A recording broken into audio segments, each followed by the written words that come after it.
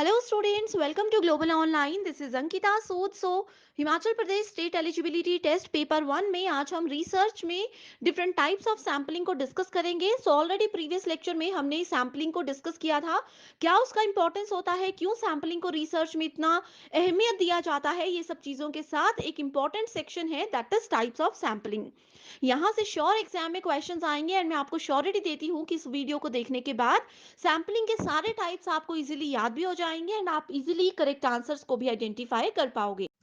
इस एग्जाम को क्वालिफाई करने के लिए पेपर 1 पर ज़्यादा ध्यान दीजिएगा, क्योंकि 100 में से आप इसमें आसानी से 80 प्लस स्कोर करके अपना सिलेक्शन पक्का कर सकते हो। पेपर 1 प्रिपरेशन के लिए कंप्लीट कोर्स हमने लॉन्च किया है, जिसमें फुल सिलेबस वीडियो लेक्चर्स हम आपको देंगे। हिंदी इंग्लिश दोनों लैंग्वेजेस में कोर्स अवेलेबल है। एग्जामिनेशन से पहले आपका पूरा सिलेबस कवर करवाने की मैं आज आपको 100% श्योरिटी देती हूँ।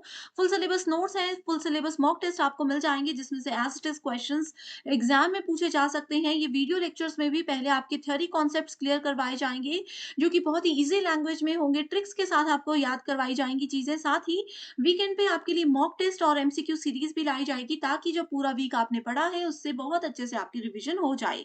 2000 प्लस एमसीक्यू क्वेश्चन बैंक में हम आपको देते हैं previous year questions, most repeated questions और एक्सप्लेनेशन के साथ। यहाँ पर सारे क्वेश्चंस आपको मिल जाएंगे एंड इसमें से भी as it is questions exam में पूछे जाते हैं। इसके लिए आपको सिर्फ एक ही बार फीस देनी है, 2000 रुपए। जब तक आपका एग्जाम क्वालिफाई नहीं हो जाता तब तक आप इसका फायदा उठा सकते हो।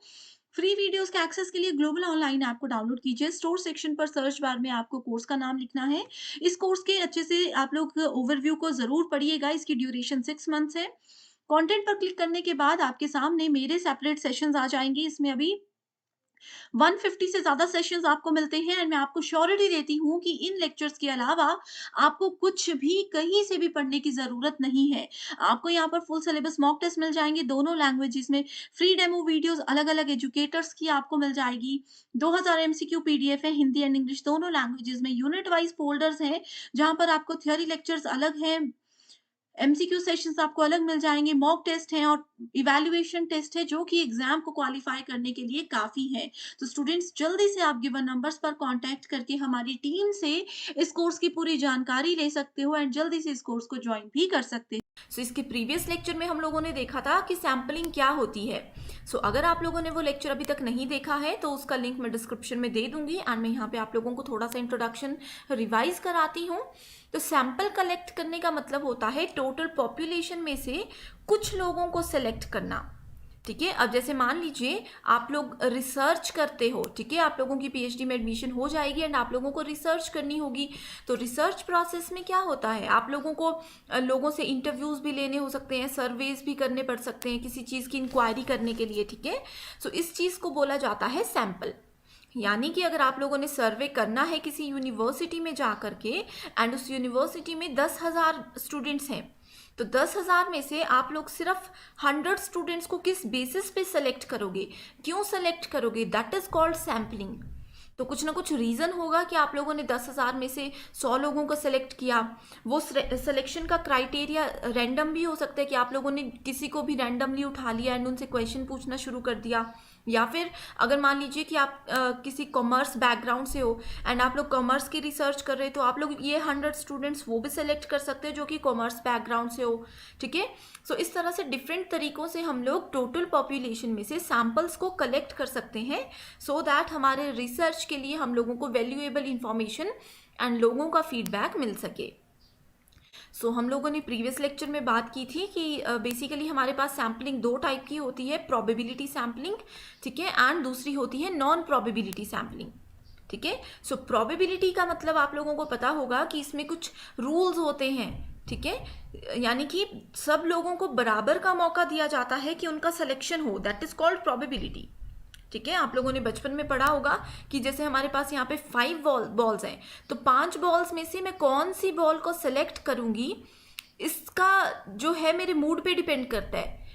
लेकिन हम ये बोल सकते हैं कि सभी 5 की 5 बॉल्स की पूरे चांसेस हैं कि उनका सिलेक्शन हो जाए। ये होता है प्रोबेबिलिटी सैम्पलिंग। ठीक है, प्रोबेबिलिटी सैम्पलिंग को फर्दर 4 सेक्शंस में डिवाइड किया जाता है, that is simple random sampling, stratified sampling, systematic sampling and cluster sampling. ठीक है, यहाँ पे आप लोग डायग्राम देख सकते हो एंड बेसिक इंट्रोडक्शन है। अब इस चीज़ को हम लोग पहले डिटेल में देखते हैं। एंड यहाँ पे नॉन प्रोबेबिलिटी सैम्पलिंग के भी 4 टाइप्स होते हैं, convenience, voluntary response sample, purposive sample and snowball sample. तो एक क्वेश्चन तो स्टूडेंट्स यहाँ से आप लोग याद रख लीजिए कि एग्जाम में पूछा जा सकता है कि प्रोबेबिलिटी सैम्पलिंग के कौन कौन से टाइप्स होते हैं। ऑप्शंस दिए होंगे, आपको इन नाम को याद रखना है एंड देन वहाँ पे डायरेक्टली सेलेक्ट करना है, ठीक है। एंड मैं आप लोगों को बता दूं कि इस वीडियो में मैं आप लोगों को जो कुछ भी पढ़ाने वाली हूं उन सभी के बेसिस पे एंड में 2 MCQs मैंने आप लोगों को एक्सरसाइज के लिए दिया हुआ है, जिसके आंसर आप लोग मुझे कमेंट करके बताओगे। सो अगर आप लोग इस वीडियो को अच्छे से समझते हो तो वो क्वेश्चन आप लोगों के लिए बहुत ईजी हो जाएंगे एंड एक पता भी चल जाएगा आप लोगों को कि एग्जाम में किस तरह से क्वेश्चंस पूछे जाते हैं। तो सिंपल रैंडम सैम्पलिंग की अगर हम लोग बात करें तो it is a type of probability sampling in which the researcher randomly selects a subset of participants from a population, ठीक है। सिंपल रैंडम बोल सकते हैं या फिर इसको हम लोग रैंडम सैम्पलिंग भी बोल सकते हैं, ठीक है। रैंडम सैम्पलिंग का मतलब यही है कि इधर अगर 20 लोग हैं तो 20 में से हमें अगर सिर्फ 5 लोगों को सेलेक्ट करना है तो हम लोग रैंडमली सेलेक्ट करेंगे। हम कोई क्राइटेरिया नहीं रखेंगे कि किसी पर्सन की क्वालिफिकेशन के बेसिस पे हम उसको सेलेक्ट करेंगे या किसी पर्सन की हाइट के बेसिस पे, उसके टैलेंट के बेसिस पे सेलेक्ट करेंगे। ऐसा कुछ भी नहीं होगा, हम रैंडमली पर्सन को सेलेक्ट करेंगे। That is called random sampling, ठीक है। सो इस चीज़ का यूज़ कहाँ पे होता है, दैट इज़ वेरी इंपॉर्टेंट। सो अब अगर आप लोग रिसर्च कर रहे हो, मान लीजिए आप लोग सोशल वर्क पे रिसर्च कर रहे हो, ठीक है। सो आप क्या करोगे, आप लोग 100 लोग आपके सामने हैं, 100 में से आप लोग किसी भी 10 लोगों को रैंडमली यहाँ पे सिलेक्ट करोगे, क्योंकि आपको सिर्फ जानना है कि लोग सोशल वर्क, सोसाइटी और इन सब चीज़ों के बारे में क्या जानते हैं एंड उनके क्या व्यूज़ हैं। जो भी सोशल वर्क करते हैं उनके बारे में उनके क्या व्यूज़ हैं। इस तरह की अगर कोई रिसर्च आप कर रहे हो तो रैंडमली सिलेक्ट करोगे। आते जाते किसी से भी आप लोग पूछ सकते हो क्वेश्चन, ठीक है। That is called random sampling. So each member of the population has an equal chance of being selected. तो हर एक पर्सन के इक्वल चांस होता है। अगर तो हम लोग कोई क्राइटेरिया सेट करते हैं, ठीक है, कि पर्सन की क्वालिफिकेशन जो है वो मास्टर डिग्री होनी चाहिए, तो ये रैंडम सैम्पलिंग नहीं होगी। तो इसमें आधे लोग तो तभी रिजेक्ट हो जाएंगे जिनकी मास्टर डिग्री नहीं होगी, ठीक है। So a simple random sample is meant to be unbiased representation of the group. यानी कि इसमें किसी भी पर्सन के साथ भेदभाव नहीं किया जाता कि उनकी डिग्री, उनकी हाइट, उनके टैलेंट के बेसिस पे उनको सेलेक्ट और रिजेक्ट नहीं किया जाता। ये एक अनबायस्ड जो है सिलेक्शन का प्रोसेस होता है, ठीक है। सो आई होप इस रियल लाइफ एग्जाम्पल के साथ आप लोगों को सिंपल रैंडम सिलेक्शन समझ आ गया होगा। नेक्स्ट बात करते हैं स्ट्रेटिफाइड रैंडम सैम्पलिंग की। तो स्ट्रेटिफाइड, स्ट्रेटा होता है एक टर्म, ठीक है, यहाँ पे हमने लिखा है स्ट्रेटा, ठीक है। इसका मतलब होता है स्मॉलर ग्रुप्स। सो ये क्या होता है, it is a method of sampling that involves dividing a population into smaller groups. And ये जो छोटे छोटे ग्रुप्स होते हैं इनको हम लोग स्ट्राटा बोलते हैं। अब जैसे इसका एक एग्जाम्पल बताती हूँ। अगेन हमारे पास 100 लोग हैं, तो हम कोई रिसर्च कर रहे हैं, हम किस बेसिस पे ग्रुप्स को डिवाइड करेंगे, ठीक है। कुछ कैरेक्टरिस्टिक्स, कुछ एट्रीब्यूट्स के बेसिस पे हम लोगों को डिवाइड करेंगे, ठीक है। अब जैसे हम बोलेंगे कि कौन कौन स्टूडेंट है जिसके पास मास्टर डिग्री है वो इस ग्रुप में आ जाएंगे, ठीक है।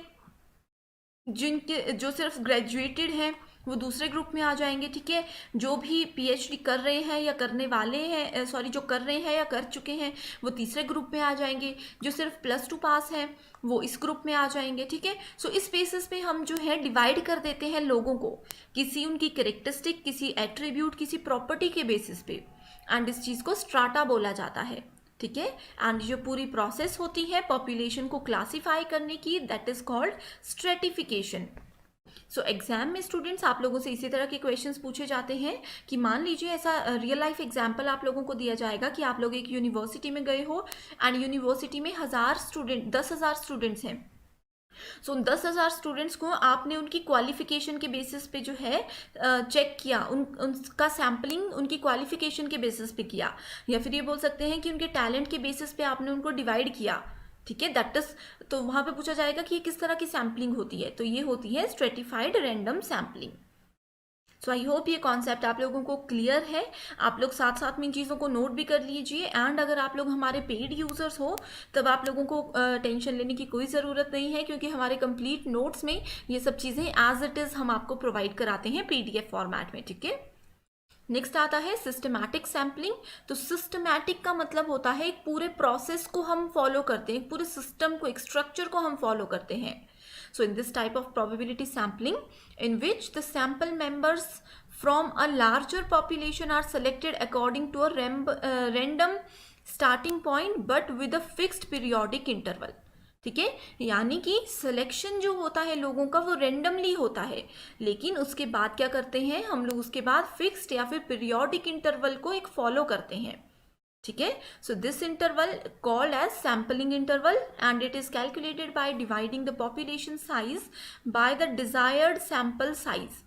तो यहाँ पे हम लोग डिजायर्ड सैंपल साइज के बेसिस पे, तो सिस्टमैटिक में हमेशा हम लोग साइज पे फोकस करते हैं कि कितने कितने के ग्रुप हम बनाएंगे, कि एक ग्रुप में कितने लोग होने चाहिए।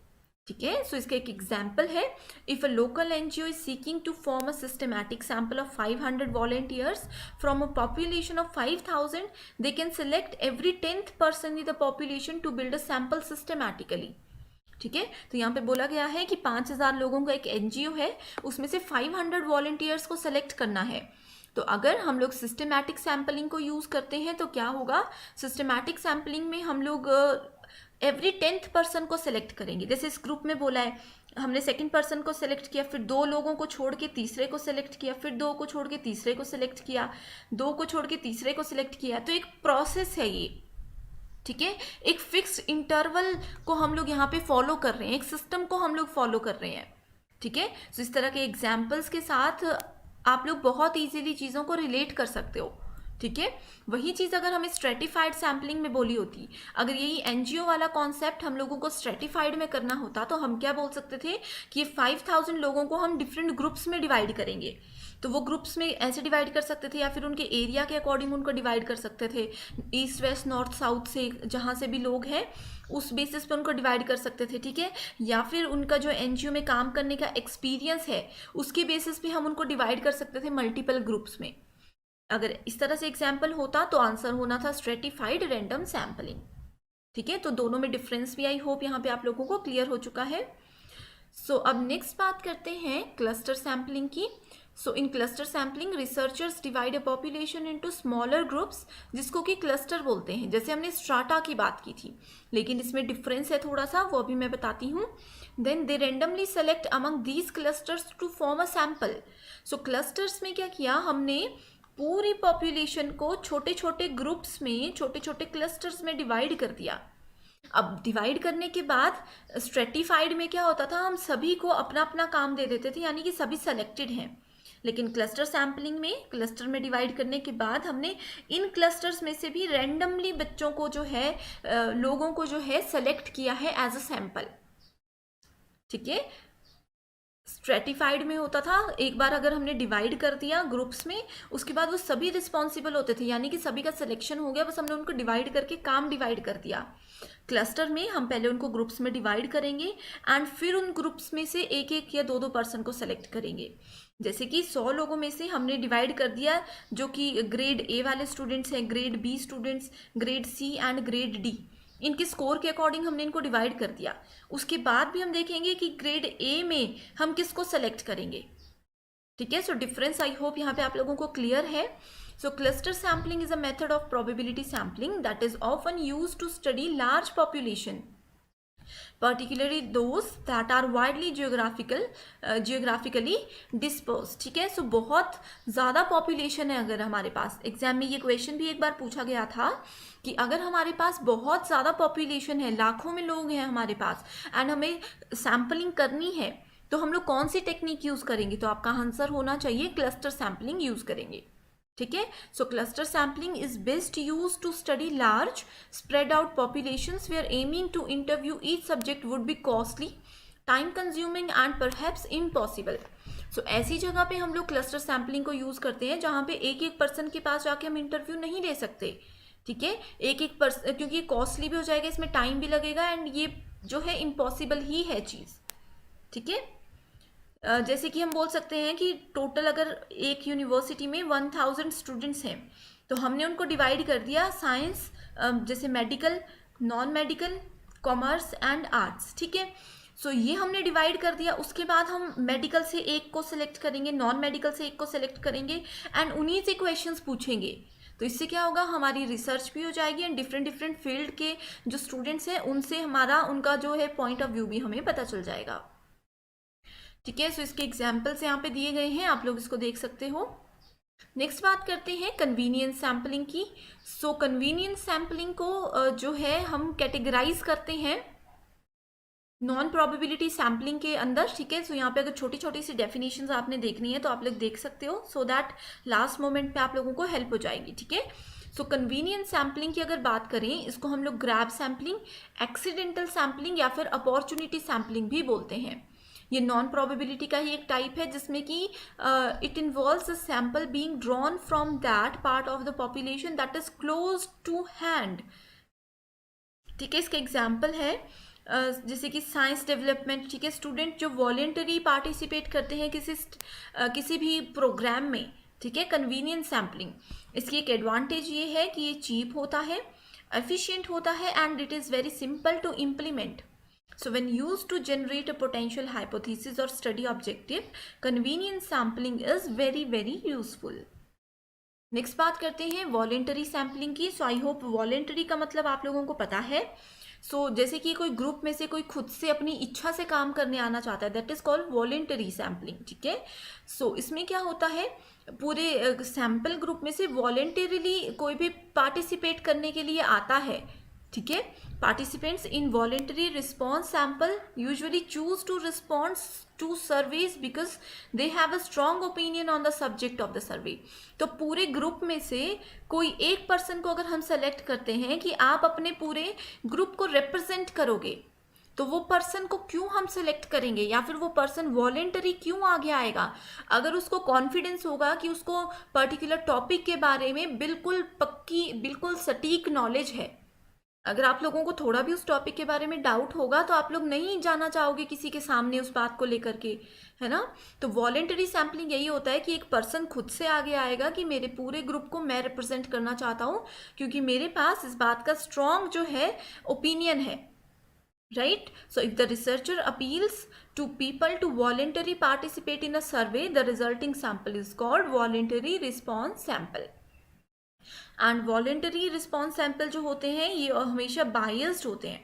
ठीक है, नेक्स्ट आता है पर्पोजिव सैम्पलिंग। सो इसको हम बोल सकते हैं कि इसका कोई पर्पस होता है। इस तरह की वैसे तो सभी सैम्पलिंग का कोई ना कोई पर्पस होता है, लेकिन इससे हम इमीडिएट किसी को जज कर सकते हैं, किसी को सेलेक्ट कर सकते हैं, इसीलिए इसको judgemental, selective and subjective sampling भी बोला जाता है। ठीक है, in which researchers rely on their own judgement when choosing members of the population to participate in their survey. ठीक है, सो जो रिसर्चर है, जो इंटरव्यू ले रहा है या फिर जो लोगों को सेलेक्ट कर रहा है सैम्पलिंग के लिए, वो अपनी जजमेंट को साथ लेकर चलते हैं, उसी बेसिस पे यहाँ पे सैम्पलिंग होती है। एंड इसका मेन ऑब्जेक्टिव है to produce a sample that can be logically assumed to be representative of the population. So last type आता है हमारे पास स्नोबॉल सैम्पलिंग। इसको हम लोग बोलते हैं चेन रेफरल सैम्पलिंग। ठीक है, जितने भी इनके मेन नाम है वो तो आप लोगों को पता होने ही चाहिए। इसके अलावा दूसरे जो मैं आप लोगों को नाम बता रही हूँ, मोस्टली हर एक सैम्पलिंग का कोई और नाम भी है, वो भी बहुत इंपॉर्टेंट है। ठीक है, तो इसको चेन रेफरल सैम्पलिंग बोलते हैं। ये क्यों बोलते हैं, ये एग्जाम्पल के साथ हम देखेंगे। It is a recruitment technique in which research participants are asked to assist researchers in identifying other potential subjects. ठीक है, so इसको हम लोग बोल सकते हैं कि here the researcher finds a handful of suitable primary data sources and uses them to discover similar variables for the study. Think of it as a referral technique that thrives on the principle of like-minded attraction. ठीक है, सो I hope इस statement से आप लोगों को ये चीज़ बिल्कुल clear है। सो अब बात करते हैं कि स्नोबॉल सैम्पलिंग। ठीक है, इसके नाम से पता चल रहा है कि ये डिस्टिंक्ट फीचर जो है किसी किसी चीज़ के लेकर चलता है साथ में। ठीक है, सो अब यहाँ पे हम बात करते हैं कि स्नोबॉल सैम्पलिंग के हमारे पास 3 टाइप्स होते हैं, that is linear, exponential, non discriminative and next है एक्सपोनेंशियल डिस्क्रिमिनेटिव स्नोबॉल सैम्पलिंग। तो लीनियर में अगर हम लोग बात करें, the researcher depends on a straight line referral sequence. ठीक है, इस तरह से ये स्ट्रेट लाइन रेफरल सीक्वेंस पे डिपेंडेंट होता है that start with a single variable, यानी कि हम लोगों ने एक सिंगल वेरिएबल में रिसर्च करने से शुरू किया। ठीक है, इस वेरिएबल के थ्रू हमें दूसरा सैंपल मिला, इस वेरिएबल के थ्रू हमें तीसरा सैंपल मिला, एंड ये जितने भी सैंपल्स हैं ये सभी एक दूसरे पे डिपेंडेंट है, right? So this variable provides information about one other potential research subject and it goes on until the desired sample population is achieved. तो नेक्स्ट आता है हमारे पास कि इसकी एडवांटेजेस क्या है। तो इसमें जो है हमें बहुत ज़्यादा टाइम इन्वेस्ट करने की ज़रूरत नहीं पड़ती है एंड वेरिएबल्स को भी ज़्यादा स्टडी नहीं करना पड़ता है। नेक्स्ट आता है exponential non discriminative snowball sampling. So it runs on a geometric chain sampling sequence, and here the information for a sample population starts with finding one suitable participant. Now this participant, ठीक है, एक हमने divide कर दिया, एक हमने variable यहाँ पे क्रिएट कर दिया। Now this participant goes ahead to refer multiple potential researchers. तो ये multiple potential researchers को जो है पार्टिसिपेट करने के लिए रेफर करता है। उसके बाद ये चेन जो है कंटिन्यू रहती है, अगर एक पर्सन भी दो लोगों को आगे रेफर करेगा तो इसी तरह से ये चेन बढ़ती जाएगी। That is called exponential non discriminative snowball sampling. Next बात करते हैं एक्सपोनेंशियल की। सो इसमें क्या होता है, ये काफ़ी ज़्यादा ऑप्शन नंबर 2 की तरह होता है। However in this case the researcher screens potential variables before accepting them into a sample population. ठीक है, ये वाला प्रोसेस जो है डिस्क्रिमिनेटिव वाला, ये बहुत ज़्यादा टाइम कंज्यूमिंग होता है एंड इसकी एक एडवांटेज ये है कि रिसर्च में जो भी बेस्ट फिट वेरिएबल्स होते हैं ये हमेशा उसको अलाउ करता है सिलेक्शन के लिए।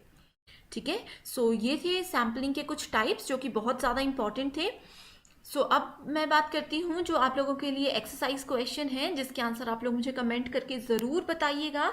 ये आप लोगों के लिए इवेल्युएशन टेस्ट है, मिनी इवेल्युएशन टेस्ट है। इससे आप लोगों को पता चल जाएगा कि आज की वीडियो में आपको क्या समझ आया। सो अगर हम लोग एक लकी ड्रॉ की बात करते हैं, ठीक है, लकी ड्रॉ आप लोगों को आई होप पता होगा, उसमें हम एक जो पर्ची सी होती है, एक टोकन जो होता है उसको निकालते हैं। तो इस तरह की सैम्पलिंग को क्या बोला जाएगा, इंडिपेंडेंट, स्ट्रक्चर, नॉन रैंडम या रैंडम। ठीक है, बहुत ईजी क्वेश्चन है। सेकेंड क्वेश्चन है from the list given below choose the non probability sampling procedure. तो यहाँ पे हमारे पास टोटल 6 सैम्पलिंग के टेक्निक्स दिए गए हैं, हमें बताना है कि नॉन प्रोबेबिलिटी के टाइप्स कौन कौन से हैं। तो इसी तरह के क्वेश्चन, ये वाला जो क्वेश्चन है ना, सेम प्रोबेबिलिटी में भी पूछा जा सकता है एग्जाम में, एंड इस तरह के क्वेश्चन ज़रूर आते हैं, फॉर श्योर क्वेश्चन होते हैं ये। ठीक है, सो आई होप ये कॉन्सेप्ट आज आप लोगों का बिल्कुल क्लियर हो चुका है। एंड फिर भी अगर आप लोगों का इसमें कोई भी डाउट रहता है तो आप लोग कमेंट करके हमें बता सकते हो, हमारी टीम डेफिनेटली आपकी हेल्प करेगी।